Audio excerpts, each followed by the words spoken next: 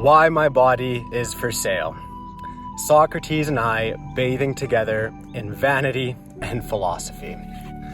Socrates said, "No man has the right to be an amateur in the matter of physical training. It is a shame for a man to grow old without seeing the beauty and strength of which his body is capable." When I came across this quote as an acne-ridden teenager, it gave me an excuse. Here was one of history's greatest thinkers, a man who spent his life in the pursuit of wisdom, insisting that neglecting the body is an affront to life itself. It resonated with me because I could intellectualize my need to look like Chris Hemsworth and the like. But before you get the wrong idea by thinking I'm a gigolo, when I say my body is for sale, I don't mean in the transactional sense of sex, Instagram sponsorships, and OnlyFans. I mean that my body is a product that sells my discipline, care, vanity, and fitness coaching. And yet, this journey has brought me face to face with the darker underbelly of external validation, the cultural distortions of beauty, and the psychological traps we all fall into when we commodify our physical selves. But first, some cultural psychology. The universality of beauty. You might think beauty is a matter of personal taste, but research says otherwise. Studies on facial attractiveness by psychologists like Judith Langlois and David Perrett show that beauty has universal elements. By the way, I don't know if I pronounced those names correctly because my writing is messy. But anyways, across cultures, people tend to favor symmetry. It signals health and genetic fitness. Average faces, no, that doesn't mean rating someone 5 out of 10. It's composite faces made by blending many individuals and they're perceived more attractive. Evolutionary psychologists believe this is because mixed people are more immune to diseases. By the way, you can do a test with this online where you choose people from all different races, all these different mixes, and when you start mixing them together, they often do become better looking. Anyways, clear skin, that's also one. It's a sign of vitality and youth. These findings suggest that some aspects of beauty are hardwired into our psychology, tied to the evolutionary preferences for mates who signal health and reproductive success.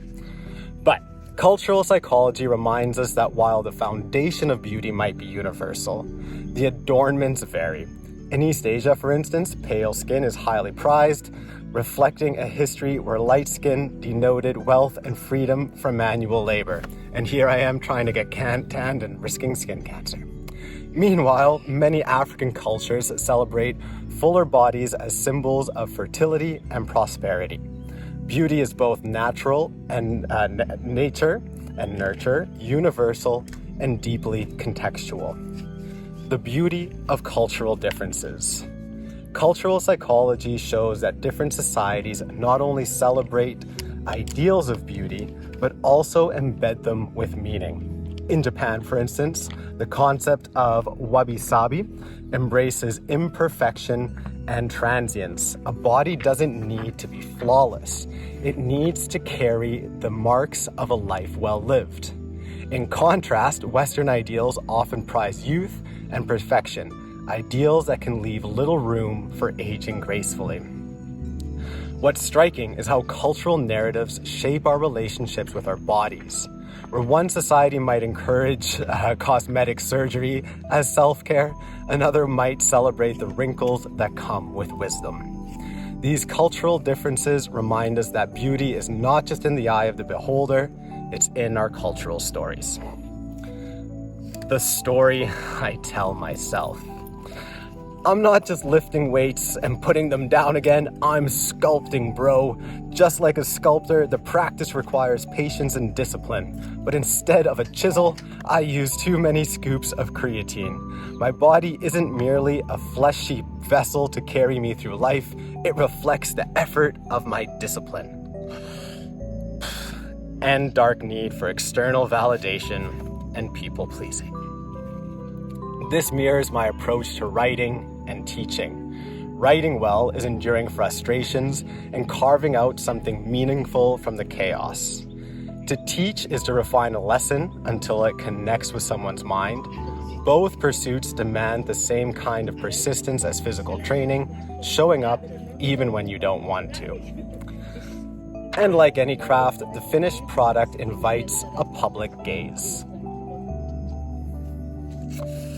My body is for sale in the sense that it exists in a world that values physical form, whether we like it or not.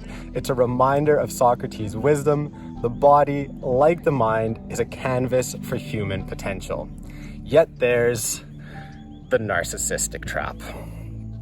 In a culture where Instagram and TikTok set the standard, the pursuit of beauty often slides into something darker. The platforms encourage us to treat our bodies not as a craft, but as commodities, carefully curated for likes and shares. Research from why did I mess up writing these last names? Jean somebody, you can check it out in the article, and W. Keith Campbell on narcissism in the age of social media reveals a troubling trend. Platforms that should connect us often deepen our obsession with self-image. They turn external validation into currency. Even more insidious is the way that culture impacts mental health. Studies have linked excessive social media use to body dissatisfaction, depression, and anxiety. The irony, the more we chase external validation, the emptier it feels. Selling effort, not perfection. Socrates was right. To grow old without knowing what your body is capable of is a kind of tragedy. But in today's world, the real tragedy might be growing old while obsessing what other people think. The anecdote lies in embracing both discipline and imperfection, to see our bodies not as commodities, but as canvases for the life we're creating.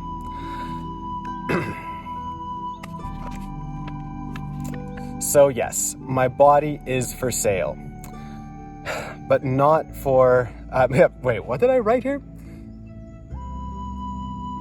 My body is for sale. What's possible is not just, is my body, so yes, my body is for sale, but it's selling what is possible while loving its flaws. Oh, and if you're reading this in 2025, I'm single for it, so it's totally up for grabs. And yes, I realize that the way I filmed this, everything I wrote, everything I'm doing here is full of contradictions, but that's what makes us human. And thank you for tuning in. If this interests you, please go to bornwithoutborders.substack.com.